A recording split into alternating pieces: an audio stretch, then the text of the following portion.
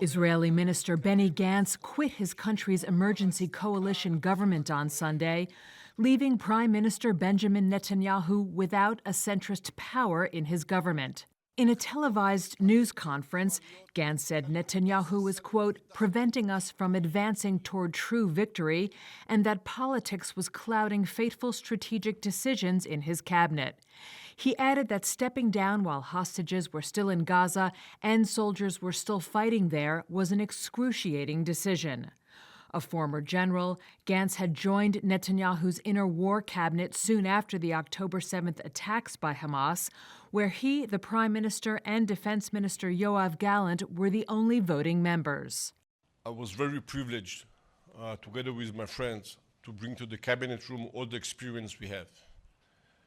I know that the other people are staying there, mainly Yoav Gallant and Prime Minister himself. They know what should be done. Hopefully they will stick to what should be done, and then it will be okay. Gantz last month had presented Netanyahu with a June 8th deadline to come up with a clear post-war strategy for Gaza. Netanyahu brushed off the ultimatum soon after it was given. While the departure of Gantz's centrist party will not pose an immediate threat to Israel's government, it could have a serious impact. It leaves Netanyahu reliant on hardliners with no end in sight to the Gaza war and a possible escalation in fighting with Lebanese Hezbollah.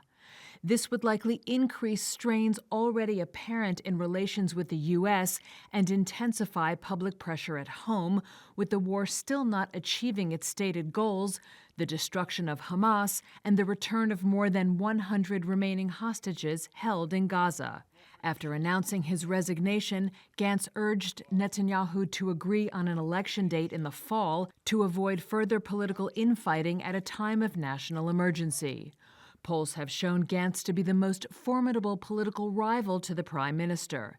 Netanyahu responded to Gantz's resignation in a social media post, telling him it was no time to abandon the battlefront.